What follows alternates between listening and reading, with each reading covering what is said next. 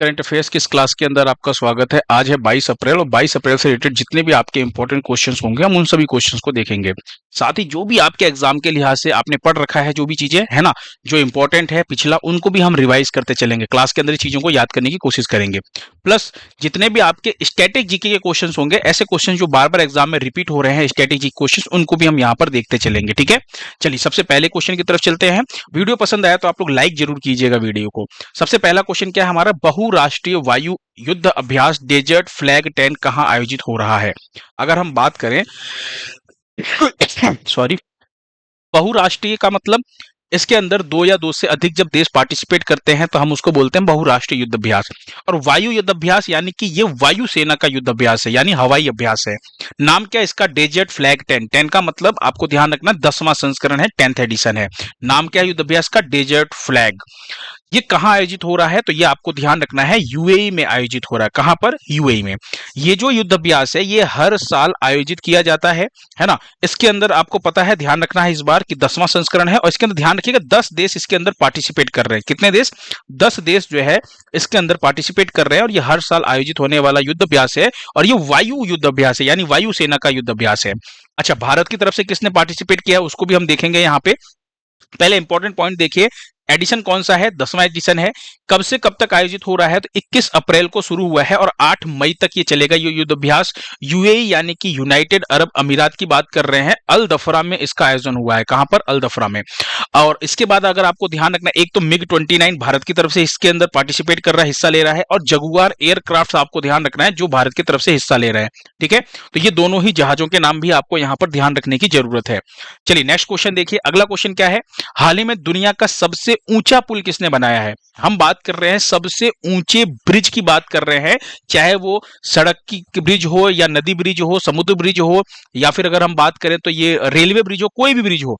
अगर आपसे सारी कैटेगरी मिलाकर के अगर आपसे पूछा जाए कि दुनिया का सबसे ऊंचा पुल किसने बनाया है, तो आपको ध्यान रखना है कि चीन ने बनाया है। ऑप्शन डी जो है वो आपका बिल्कुल करेक्ट आंसर हो जाएगा।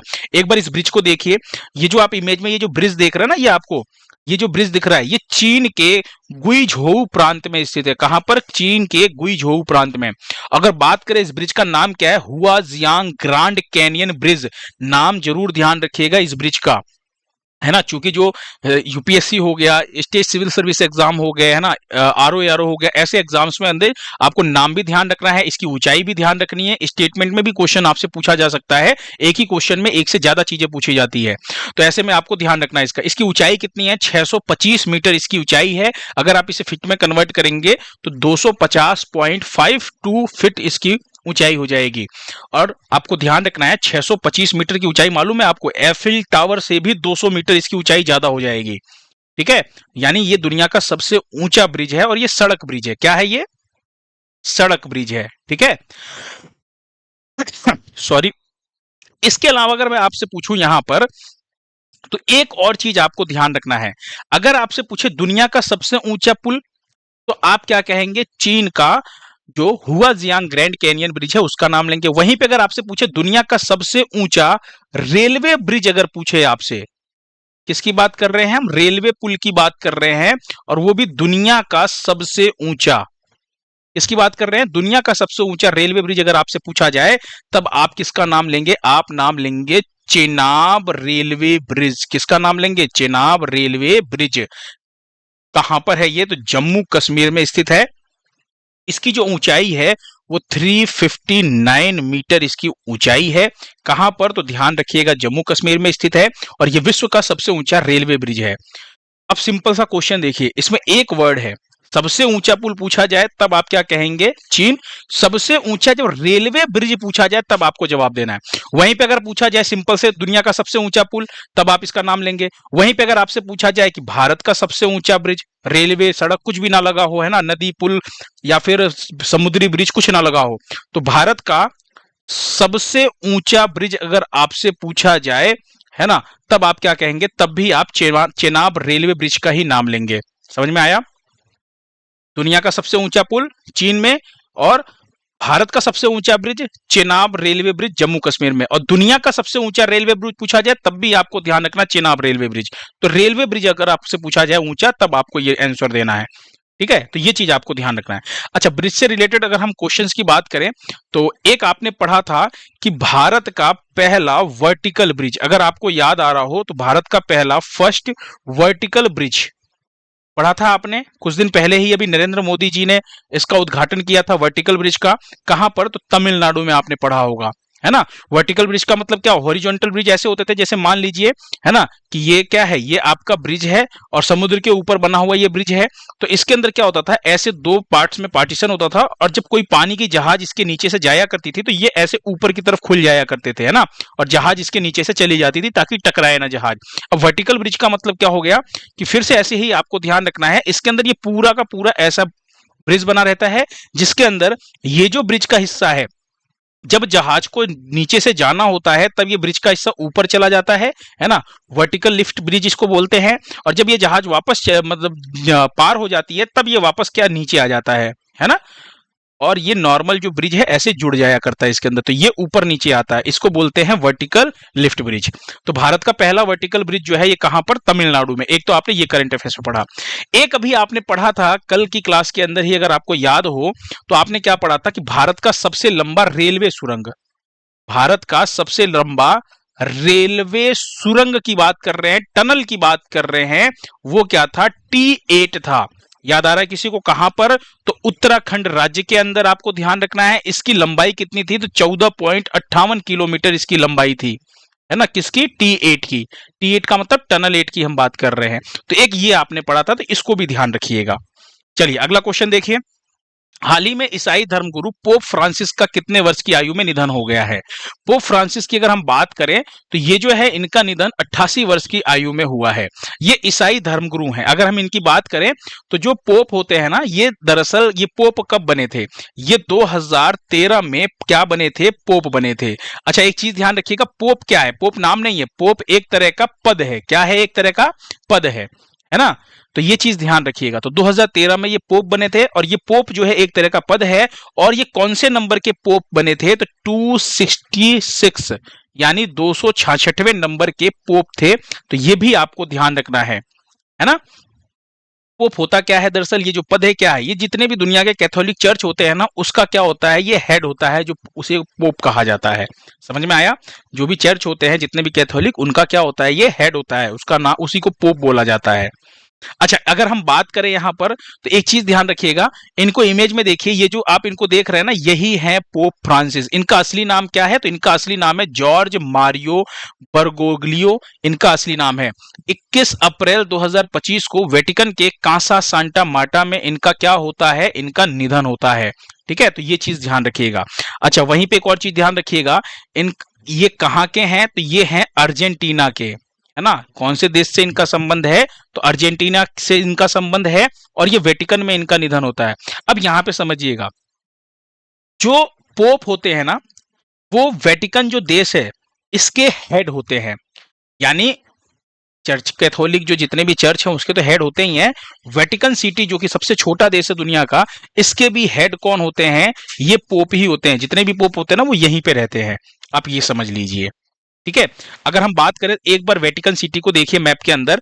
अगर आप यहां पर ध्यान से देखेंगे तो ये जो है यूरोप महाद्वीप के अंदर, यहां पर ये आपको इटली का मैप दिख रहा है। दिख रहा है आपको इटली का मैप छोटा सा? इसी के बीच में यहां पे आपको रोम दिख रहा होगा इटली के अंदर, यहां पे ही आपको दिखेगा वेटिकन सिटी जो कि एक छोटा सा देश है। तो यहां पर देखिए, इस मैप को थोड़ा जूम करके इधर लेकर के आइए। यहां पे जो स्टार बना हुआ है ना, यहीं पर है वेटिकन सिटी। तो जो वेटिकन देश है, इसकी राजधानी क्या है? इसकी राजधानी है वेटिकन सिटी, है ना। मुद्रा यहाँ की क्या है? यूरो। अब एक इंपॉर्टेंट चीज सुनिएगा जो एग्जाम में पूछा गया है। अगर आपसे पूछा जाए दुनिया का सबसे छोटा देश, सबसे छोटा देश, तो आप क्या कहेंगे? दुनिया का सबसे छोटा देश जो है ये वही वेटिकन सिटी है। आपको मालूम है कितने वर्ग किलोमीटर में फैला हुआ है? मात्र 0.44, है ना, वर्ग किलोमीटर क्षेत्र में फैला हुआ है वेटिकन सिटी जो देश है। यानी एक वर्ग किलोमीटर में भी नहीं फैला हुआ है, आधा भी नहीं, 0.44 वर्ग किलोमीटर में फैला हुआ है।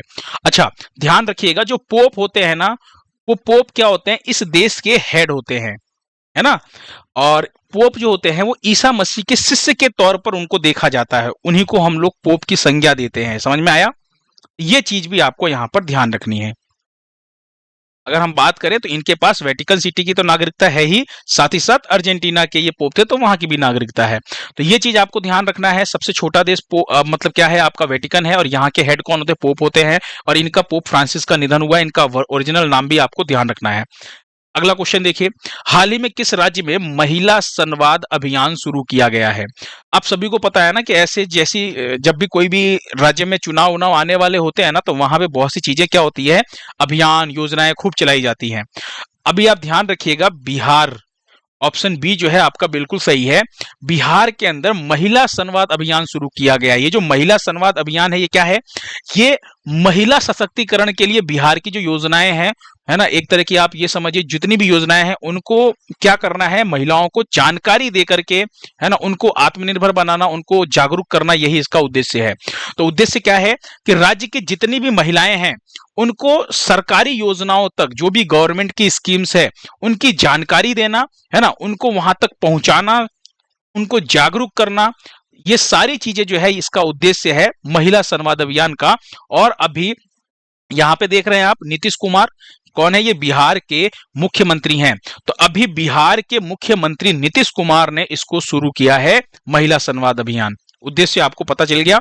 नेक्स्ट क्वेश्चन देखिए, एशियन इंफ्रास्ट्रक्चर इन्वेस्टमेंट बैंक, यानी जिसे शॉर्ट में हम AIIB कहते हैं, इसके उपाध्यक्ष कौन बने अभी?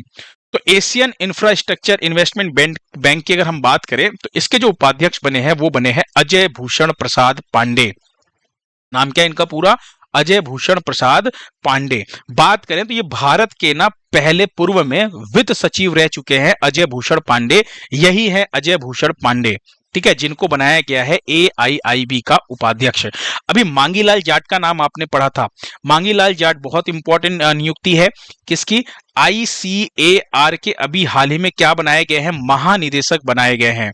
वहीं पे दिनेश माहेश्वरी की बात करूं, जो 23वां विधि आयोग है ना, 23वें विधि आयोग के अध्यक्ष कौन बनाए गए हैं? तो आपको ध्यान रखना है, जस्टिस दिनेश माहेश्वरी बनाए गए हैं।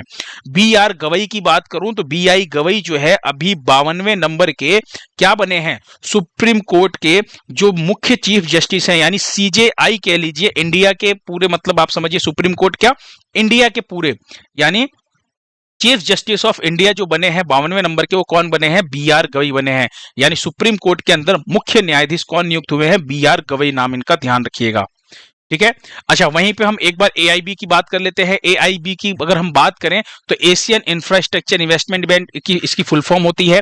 इसकी जो स्थापना हुई है 2016 में इसकी स्थापना होती है।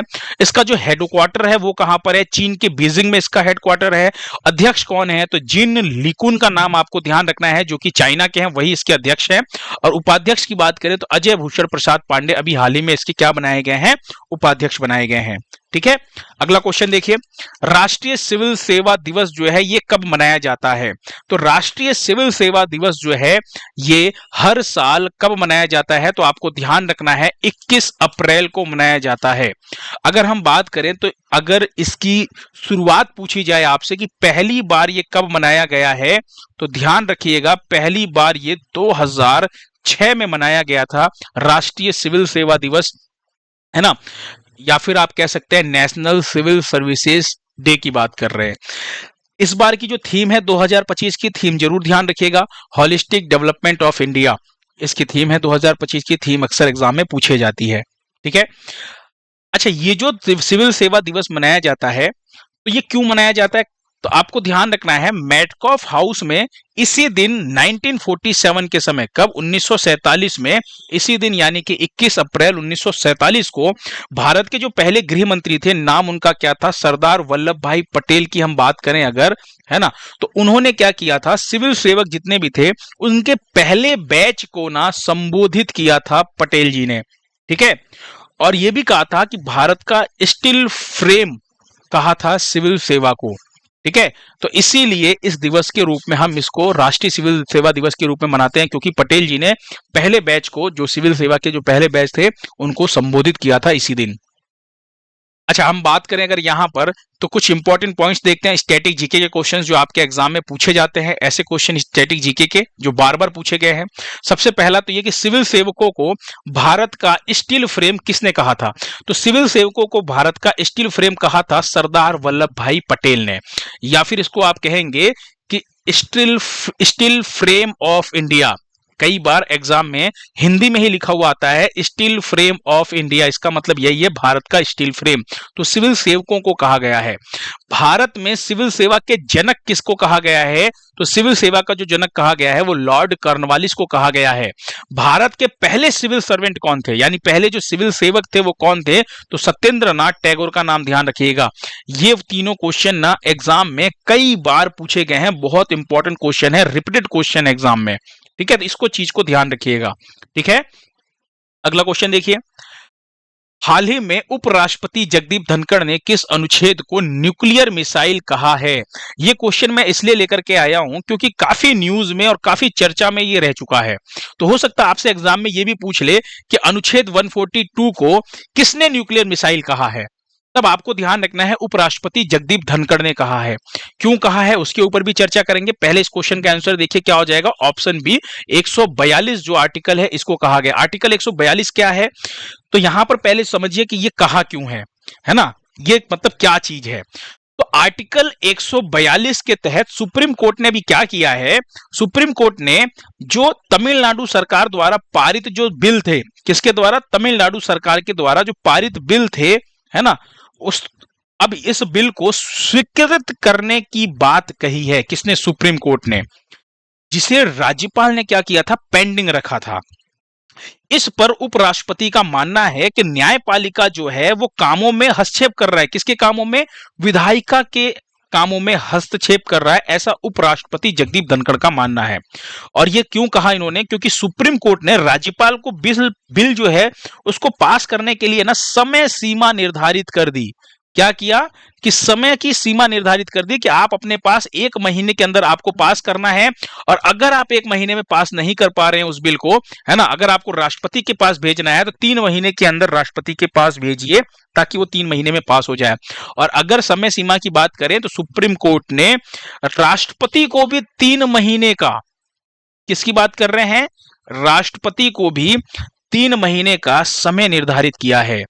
तो एक तरह से इसने राष्ट्रपति को आदेश दिया है। अगर आप ध्यान से समझे इस बात को, तो वायुसेना, थल सेना, नौसेना तीनों का अध्यक्ष कौन होता है? तो राष्ट्रपति होता है। भारत का संविधान जो है, संसद का भी निर्माण अगर होता है तो लोकसभा, राज्यसभा और राष्ट्रपति के द्वारा मिलकर के होता है। न्यायाधीश जो है उसकी नियुक्ति भी कौन करता है? तो राष्ट्रपति ही उसकी नियुक्ति करता है, ये भी आपको ध्यान रखना है। और ऐसे में राष्ट्रपति जो है वो भारत का पहला नागरिक है, यानी सर्वोच्च नागरिक है। ऐसे में राष्ट्रपति को आदेश देना ये कहीं ना कहीं, है ना, न्यायपालिका जो है वो हस्तक्षेप कर रहा है। ठीक है, इसी चीज को लेकर के जगदीप धनखड़ ने ये कहा है कि जो ये, अच्छा, सुप्रीम कोर्ट ने कौन से आर्टिकल का मतलब यूज करके तमिलनाडु जो सरकार की जो मतलब जो विधेयक थे, जो बिल थे, पारित किया था, है ना, जो राज्यपाल ने पेंडिंग किया था, वो था आर्टिकल 142। इसीलिए इस आर्टिकल को कहा है जगदीप धनखड़ ने न्यूक्लियर मिसाइल। अब यहां पे चीज समझिएगा कि सुप्रीम कोर्ट, है ना, कभी भी ये राष्ट्रपति को कह ही नहीं सकता है कि आप 3 महीने में क्या कीजिए, जो भी विधेयक है, जो भी बिल है, उसके ऊपर जो है फैसला लेकर के आप उसको पारित कीजिए। मतलब राष्ट्रपति के पास वीटो का इस्तेमाल करने का, भाई उसका मन है तो वो करेगा, नहीं करेगा तो उसने पेंडिंग कर लिया, उसने रख दिया, उसके पास समय निर्धारण की। भारतीय संविधान में भी कहीं पे भी ऐसा नहीं कहा गया कि वो समय को निर्धारित किया जाए कि राष्ट्रपति को 3 ही महीने में करना है। ठीक है, ऐसा कहीं संविधान में भी उल्लेख नहीं है। और अगर हम बात करें तो न्यायपालिका की साख जो है वो खुद ही, उसकी साख खराब हो रखी है। भाई अगर हम बात करें जस्टिस यशवंत वर्मा की, तो उनके घर में जब 15 करोड़ रुपए निकले थे, है ना, तो वो जो जले हुए 15 करोड़ जो बोरियों में भरे गए थे, उसके लिए भी, है ना, सुप्रीम कोर्ट ने एक एफआईआर तक दर्ज नहीं होने दी। ठीक है, तो ऐसे में आप ये सोचिए कि सुप्रीम कोर्ट की खुद की साख जो है वो दांव पर लगी हुई है। तो कहीं ना कहीं इसे क्या माना जा रहा है कि जो न्यायपालिका है वो विधायिका के कामों में हस्तक्षेप कर रही है, ऐसा फैसला लेने के बाद। और एक और चीज, जगदीप धनखड़ का क्या कहना था कि जो जैसे वक्फ कानून बना वक्फ जो एक्ट बना उसके अंदर भी सुप्रीम कोर्ट ने उसको स्टे करके रखा हुआ है। तो यहां पर इनका ये कहना है कि भाई आप मतलब कानून जो है वो कौन बनाएगा, कानून बनाने का काम विधायिका का है, जो कानून बनाया गया है उसकी व्याख्या करने का काम न्यायपालिका का है, कानून बनाने का काम न्यायपालिका का नहीं है। इसी बात से नाराज चल रहे थे जगदीप धनखड़ जी। ठीक है, तो अगर हम यहां पे बात करें तो पहले आप समझिए आर्टिकल 142 क्या कहता है। सिंपल लैंग्वेज में मैं अभी आपको समझाऊंगा आर्टिकल 142। तो सर्वोच्च न्यायालय को यह अधिकार देता है कि वह किसी मामले या बाद में पूर्ण न्याय करने के लिए आवश्यक कोई भी डिक्री पारित करे या कोई आदेश दे। ऐसा जो है ये 142 के अंदर लिखा गया है, संविधान के 142 जो आर्टिकल है उसमें। थोड़ा और इजी लैंग्वेज में मैं आपको समझाता हूं और आसान शब्दों में समझिए कि जहां कानून में प्रावधान न हो वहां सुप्रीम कोर्ट अपने मन से ऐसा आदेश दे सकता है जिससे क्या हो, न्याय मिल सके। तो अगर देखा जाए तो ऐसे सुनने में तो बहुत अच्छा लगता है कि भाई अगर राज्यपाल ने मतलब कोई देश है मतलब कोई राज्य है, राज्य के लोगों ने उस मंत्री परिषद को, अपने नेता को चुना है, अपने मंत्री को, अपने मुख्यमंत्री को चुना है राज्य के लोगों ने, और वो कोई भी कानून बनाता है राज्य की भलाई के लिए अपने लोगों के लिए, तो राज्यपाल उसको रोक रहा है। तो कहीं ना कहीं ये तो क्या है, देखने में तो लगता है कि भाई गलत है, लेकिन फिर भी ये आप नहीं कह सकते हैं कि राज्यपाल को और राष्ट्रपति को आप नहीं कह सकते हैं कि आप उसको समय सीमा नहीं निर्धारित कर सकते हैं।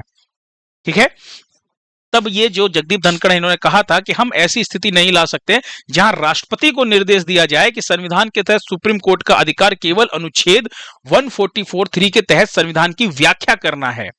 जब यह अनुच्छेद बनाया गया था तब सुप्रीम कोर्ट में केवल 8 जज थे। तो यह चीज भी आपको ध्यान रखना है कि जैसे कोई भी कानून अगर बनाता है ना, विधायिका यानी कि अगर बात करें हम यहाँ पे, कोई भी अगर कानून बनाया जाए तो उसकी व्याख्या करने के लिए 5 जज जो होते हैं, 5 जजों की पीठ होती है। ये भी तब कहा गया था जब 8 संख्या जजों की कितनी होती थी, 8 होती थी। अब इनका कहना है कि अब 30 से अधिक जज हैं, हालांकि आज भी 5 जजों की पीठ ही संविधान की व्याख्या करती है। यानी संविधान की व्याख्या तब 5 जज करते थे जब 8 जजों की संख्या थी, और आज भी 5 ही जज कर रहे हैं, जबकि आज कितनी संख्या हो गई है, 33 + 1, आपको याद हो अगर तो 34 संख्या हो गई है जजों की। तब भी 5 जजों की जो पीठ है वही क्या कर, इस हिसाब से देखा जाए तो इसको भी संख्या को बढ़ाना चाहिए था, है ना। तो कुल मिला के ये आपसी मैटर है। आपसी मैटर किसका, न्यायपालिका और विधायिका का, दोनों एक दूसरे के काम में हस्तक्षेप कर रहे हैं, है ना। जबकि संविधान में ऐसा साफ साफ कहा गया है कि कोई किसी के काम में हस्तक्षेप नहीं करेगा। तो इसी बात को लेकर के वाद विवाद चल रहा है। लेकिन हमारे लिए इंपॉर्टेंट क्या था, चूंकि ये जो क्वेश्चन था ये बहुत इंपॉर्टेंट, मतलब ये स्टेटमेंट था आपके लिए, आर्टिकल 142 भी बहुत इंपॉर्टेंट है कि भाई 142 के तहत क्या, कि सर्वोच्च न्यायालय को ये अधिकार है वो किसी मामले या वाद में पूर्ण न्याय करने के लिए, है ना, कोई डिक्री पारित करे या आदेश करे। लेकिन इसका मतलब ये नहीं कि वो राष्ट्रपति को न्याय दे, ठीक है, मतलब आदेश दे। चलिए अगला क्वेश्चन देखिए, भारत का पहला 3D प्रिंटेड सैन्य बंकर कहां बनाया गया है। तो भारत का पहला 3D प्रिंटेड सैन्य बंकर, एक तो भारत का पहला हो गया, तो क्वेश्चन इंपॉर्टेंट है, ऊपर 3D प्रिंटेड सैन्य बंकर की बात कर रहे हैं, तो आप समझिए कि इसे जो बनाया गया है वो लद्दाख में बनाया गया है। ऑप्शन डी आपका बिल्कुल सही है। लद्दाख में भी कहां पर, तो लद्दाख के लेह में। अगर हम इसकी बात करें, एक बार ध्यान से इस बंकर को देखिए, ये जो बंकर आप देख रहे हैं ये 3D प्रिंटेड आपको दिख रहा है, ये मशीन जो सीधा क्या कर रहा है, सीधा आपको एक ढांचा बना करके दे रहा है। इसमें बहुत ज्यादा समय नहीं लगता है, 5 दिन में यह बंकर बनकर के पूरी तरह से तैयार हो गया है। 11,000 फुट की ऊंचाई पर बना है। प्रोजेक्ट प्रबल के तहत बनाया गया है, यह भी आपको ध्यान रखना। प्रोजेक्ट प्रबल क्या है, तो समझिए प्रोजेक्ट प्रबल की अगर मैं बात करूं तो प्रोजेक्ट प्रबल जो है ये भारतीय सेना के द्वारा शुरू किया गया है, जिसका उद्देश्य क्या है कि हाई एल्टीट्यूड यानी अधिक ऊंचाई वाले जो क्षेत्र हैं, जो दूर और कठोर वातावरण में, है ना, मिलिट्री इंफ्रास्ट्रक्चर को डेवलप करना। यानी ऐसे वातावरण में जो बहुत ही कठोर है, जो दूर है, जो बहुत ऊंचाई पर है, ऐसी जगह पे जो मिलिट्री इंफ्रास्ट्रक्चर है उसको निर्माण करना, उसको डेवलप करना, इस प्रोजेक्ट प्रबल का हिस्सा, मतलब ये जो है प्रोजेक्ट प्रबल का मतलब, प्रोजेक्ट प्रबल जो है इसके तहत यही काम किया जाता है। और इसी के अंतर्गत इस बंकर को तैयार किया गया है। तैयार किस किसने किया है, ध्यान से सुनिएगा। एक तो आपको ध्यान रखना IIT हैदराबाद, दूसरा सिंपली फोर्स क्रिएशंस, और तीसरा इंडियन आर्मी, तीनों ने मिलकर के तैयार किया है। यहां पे अगर आप इस क्रेन जो ये आपको भुजा दिख रही है, इसकी बाजू, यहां पे ध्यान से देखेंगे सिंपली ओर्ज जो है आपको लिखा हुआ दिख जाएगा, ठीक है, सिंपली फोर्ज, सिंपली फोर्ज जो है, आप ध्यान से देखिए, इसके ऊपर लिखा हुआ दिखेगा आपको। तो ये तीनों कंपनियां जो है मिलकर के बना रही हैं, तो इनका नाम तीनों का आपको ध्यान रखना ही रखना है, ठीक है। और प्रोजेक्ट प्रबल के तहत। अच्छा, ऐसा ही 3D प्रिंटर से रिलेटेड हम कुछ और इंपॉर्टेंट क्वेश्चन की बात करें। जैसे अभी आपने पढ़ा था कि दुनिया का रेलवे स्टेशन 3D प्रिंटेड किसने बनाया है, तो जापान ने बनाया, याद आ रहा, पिछली बार पढ़ा था। तो कुछ ऐसे ही इंपॉर्टेंट क्वेश्चंस की हम बात करें, तो हम बात कर रहे हैं कुछ वर्ल्ड की बात करेंगे, दुनिया के, और कुछ बात करेंगे भारत को लेकर के। तो दुनिया का पहला 3D प्रिंटेड रेलवे स्टेशन जो है वो जापान ने बनाया, अभी हाल ही में आपने पढ़ा था पिछले हफ्ते। फिर बात करें दुनिया का जो पहला 3D प्रिंटेड मस्जिद है वो कहां पर, जेद्दा सऊदी अरब में बनाया गया है। 3D प्रिंटेड इलेक्ट्रिक एब्रा की बात करें तो दुबई में। 3D प्रिंटेड रॉकेट की बात करें तो नाम क्या है, टेरान 1, और रिलेटिविटी स्पेस जो है उसने बनाया है, यूएसए की कंपनी है। 3D प्रिंटेड अगर दुनिया का पहला रॉकेट इंजन की बात करें, ये रॉकेट था, ये रॉकेट इंजन है, तो अग्निकुल कॉस्मोस का नाम आपको ध्यान रखना है। वहीं पे बात करें कि भारत का पहला 3D प्रिंटेड स्कूल कहां पर, तो अरुणाचल प्रदेश में खोला गया है। 3D प्रिंटेड मंदिर की बात करें अगर पहला भारत का, तो आपको ध्यान रखना तेलंगाना में। भारत का पहला 3D printed house IIT Madras के अंदर एक छोटा सा कमरा बनाया गया था। भारत का पहला 3D प्रिंटेड पोस्ट ऑफिस या डाकघर की बात करें तो बेंगलुरु में। और भारत का पहला 3D प्रिंटेड ह्यूमन कॉर्निया की बात करें तो IIT हैदराबाद ने हैदराबाद के अंदर विकसित किया था। तो ये कुछ 3D प्रिंटेड से रिलेटेड इंपॉर्टेंट क्वेश्चन है करंट अफेयर्स के, जो आपको यहां पर ध्यान रखना है। क्योंकि भारत का पहला है इसलिए आपके लिए थोड़ा सा इंपॉर्टेंट रहने वाला है ना, और दुनिया का पहला है तो भी इंपॉर्टेंट है। और ये जो क्वेश्चन आपने पढ़ा था जापान वाला, तो ये एकदम लेटेस्ट है, अभी आपने हफ्ते 10 दिन पहले इसको पढ़ा है, तो ये चीजें आपको याद रखनी है। नेक्स्ट क्वेश्चन देखिए, जून 2025 में इसरो जो है वो किसके साथ मिलकर के निसार मिशन को लॉन्च करेगा। तो निसार मिशन को लॉन्च करने की घोषणा ऐसी की गई है कि अभी हाल ही में ये प्लानिंग बनाई जा रही है कि जून महीने के अंदर, अभी क्या चल रहा है आपका, अभी चल रहा अप्रैल, मई, और फिर अगला महीना है जून। तो जून 2025 में इसरो जो है, इसरो और नासा दोनों मिल करके क्या कर रहे हैं, निसार मिशन को लॉन्च करने वाले हैं। अच्छा, ये जो निसार मिशन है, इस निसार की फुल फॉर्म क्या होती है, तो निसार की फुल फॉर्म है NASA ISRO synthetic aperture radar, है ना, NASA ISRO synthetic aperture radar. ये क्या है, तो ये एक तरह का अर्थ ऑब्जर्व, आप ये समझिए अर्थ ऑब्जर्वेशन मिशन है एक तरह का, है ना। क्या है, अर्थ ऑब्जर्वेशन मिशन, हिंदी में अगर मैं कहूं तो पृथ्वी अवलोकन मिशन है एक तरह का, नाम है इसका निसार मिशन। और ये जो है ये नासा के साथ मिलकर के, भारत का जो इसरो है और नासा किसकी अंतरिक्ष एजेंसी है, तो अमेरिका की अंतरिक्ष एजेंसी, इसके साथ मिलकर के निसार मिशन को लॉन्च करेगा। ऐसा ही आपको एक और चीज ध्यान रखना है, और वो क्या है, वो है हम बात कर रहे हैं जाक्सा की, ठीक है। जाक्सा और इसरो मिलकर के एक लूपेक्स मिशन को लॉन्च करने वाले हैं। तो अगर आपसे पूछा जाए कि लूपेक्स मिशन जो है इसे कौन लॉन्च कर रहा है, तो आप क्या कहेंगे, लूपेक्स मिशन जो है ये जाक्सा यानी जापान की अंतरिक्ष एजेंसी और इसरो भारत की अंतरिक्ष एजेंसी जो है मिल करके लूपेक्स मिशन को लॉन्च करेंगी। निसार मिशन को नासा और इसरो, लूपेक्स मिशन को जाक्सा और इसरो, ठीक है। अगला क्वेश्चन देखिए, नेक्स्ट क्वेश्चन क्या है आपका, दुनिया की पहली एकीकृत नवीकरणीय ऊर्जा भंडारण परियोजना कहां विकसित की जा रही है। तो अब ध्यान से सुनिएगा इस चीज को कि दुनिया की पहली है इसलिए इंपॉर्टेंट है, एकीकृत नवीकरणीय ऊर्जा भंडारण परियोजना। तो ये एकीकृत नवीकरणीय ऊर्जा का मतलब क्या, देखिए नवीकरणीय ऊर्जा का मतलब क्या है, ऐसा ऊर्जा का स्रोत, है ना, जो कभी खत्म ना हो, है ना, और हमेशा जो मतलब आप ये समझिए जिससे प्रकृति के अंदर प्रदूषण ना फैलता हो, प्रकृति को नुकसान ना पहुंचाता हो। तो कई जगह पे आपको नवीकरणीय ऊर्जा को ना ऐसे अक्षय ऊर्जा भी लिखा हुआ मिल जाता है। अक्षय ऊर्जा का मतलब जिसका कभी क्षय ना हो, यानी कभी खत्म ना हो, ऐसी ऊर्जा को क्या बोलते हैं, अक्षय ऊर्जा। इसी को क्या बोला जाता है, नवीकरणीय ऊर्जा। तो आपको ध्यान रखना, दुनिया का पहला एकीकृत अक्षय ऊर्जा भंडारण परियोजना या फिर एकीकृत नवीकरणीय ऊर्जा भंडारण परियोजना। तो नवीकरणीय ऊर्जा की जगह पे अक्षय ऊर्जा भी मिले तो आप कंफ्यूज मत होइएगा एग्जाम में, ठीक है। ये कहां पर विकसित की जा रही है, तो ये विकसित की जा रही है आंध्र प्रदेश के कुर्नूल जिला। आपको ध्यान रखना है कि आंध्र प्रदेश के अंदर एक कुर्नूल जगह है, क्या है, कुर्नूल, ठीक है। इसी कुर्नूल के पास पिन्नापुरम में विकसित की जा रही है। कहां पर, इसी कुर्नूल के पास है एक पिन्नापुरम, मैं यहां पे लिख दे रहा हूं, है ना, पिन्नापुरम, ताकि जब आप रिवाइज करेंगे पीडीएफ से तो आपको लिखी हुई चीजें याद रहेंगी। वहां पर विकसित की जा रही है। दरअसल अभी जो प्रहलाद जोशी हैं, जो कौन है, केंद्रीय नवीकरणीय ऊर्जा मंत्री हैं प्रहलाद जोशी, उन्होंने अभी हाल ही में इसका हवाई दौरा किया था। तो ये चीज आपको ध्यान रखनी है। तो दुनिया की पहली, अच्छा, एकीकृत का मतलब क्या हो गया?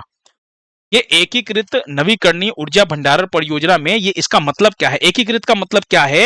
एकीकृत नवीकरणीय ऊर्जा भंडारण का मतलब यहां पर ये है कि जहां सभी तरह के रिसोर्सेस होंगे, सभी तरह के रिसोर्सेस, यानी जैसे आप यहां पे सोलर प्लेट देख रहे हैं, तो आप क्या कह सकते हैं? सोलर एनर्जी, है ना। ये आप पवन चक्की देख रहे हैं, जिसे हम क्या बोलते हैं?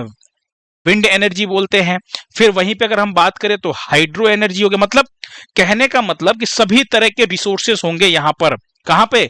यहां पे एकीकृत नवीकरणीय ऊर्जा भंडार जो परियोजना है, जो आंध्र प्रदेश के कर्नूल में, यहां पे एकीकृत का मतलब कि सभी तरह के आपको यहां पर रिसोर्सेज देखने को मिलेंगे, चाहे सोलर एनर्जी हो, चाहे विंड एनर्जी हो, चाहे हाइड्रो एनर्जी हो, है ना। और ये कहां पर विकसित किया जा रहा है? तो आंध्र प्रदेश के कुर्नूल में। अब ऐसा ही मिलता जुलता क्वेश्चन आपने एक और पढ़ा था कि दुनिया का सबसे बड़ा अक्षय ऊर्जा पार्क, कहने का मतलब क्या है? सबसे बड़ा नवीकरणीय ऊर्जा या अक्षय ऊर्जा पार्क जो है, ये कहां पर विकसित किया जा रहा है? तो ये गुजरात में विकसित किया जा रहा है और ये दुनिया का सबसे बड़ा है। तो इस क्वेश्चन में और इस क्वेश्चन में अंतर आपको ध्यान रखना है, ठीक है। और ये जो विकसित किया जा रहा है गुजरात में, ये किसके द्वारा विकसित किया जा रहा है? तो ये आपको ध्यान रखना है कि जो अडानी एनर्जी लिमिटेड है, उसके द्वारा विकसित किया जा रहा है। और जो पेरिस शहर है ना फ्रांस का, उससे भी 5 गुना ज्यादा बड़ा क्षेत्र में फैला हुआ है ये वाला जो पार्क है। और इसकी क्षमता कितनी है? तो 30 गीगावाट इसकी क्षमता होने वाली है। वहीं पे आपको ध्यान रखना है कि ये जो आंध्र प्रदेश में ये जो विकसित की जा रही है परियोजना, ये कौन सी कंपनी मतलब इसको बना रही है? तो ग्रीनको कंपनी का नाम ध्यान रखिएगा, ठीक है। कौन सी कंपनी? ग्रीनको कंपनी। चलिए, लास्ट टाइम पे मैंने आपसे क्वेश्चन पूछा था। क्वेश्चन क्या था कि ट्रेन में एटीएम लगाने वाला भारत का पहला बैंक कौन था? तो आपका आंसर था बैंक ऑफ महाराष्ट्र। बिल्कुल सही आंसर है ना, बैंक ऑफ महाराष्ट्र। और ट्रेन का नाम अगर आपसे पूछा जाए तो आप क्या बताएंगे कि जो मुंबई मनमाड़ पंचवटी एक्सप्रेस है, किसकी बात कर रहे हैं? मुंबई मनमाड़ पंचवटी पंचवटी एक्सप्रेस की अगर हम बात करें तो ये ट्रेन का नाम था, इसी ट्रेन में लगाया गया है, ठीक है। अगर हम बात करें यहां पर तो प्रमोद कुमार, पंकज कुमार सिंह, ऋषभ झा, इन बच्चों ने आंसर दिए थे, ठीक है। अभी हम बात करते हैं, आपके लिए एक छोटा सा क्विज और है। और क्विज क्या है कि अभी हाल ही में कूनो नेशनल पार्क से 2 चीतों को किस अभयारण्य में स्थानांतरित किया गया है? आपको आंसर बताना है उस अभयारण्य का नाम। अच्छा, ये जो दोनों चीते हैं, इन चीतों का नाम जरूर ध्यान रखिएगा, इनका नाम भी रखा गया है। एक चीते का नाम रखा गया है प्रभास, ठीक है। और दूसरे चीते का नाम क्या रखा गया है?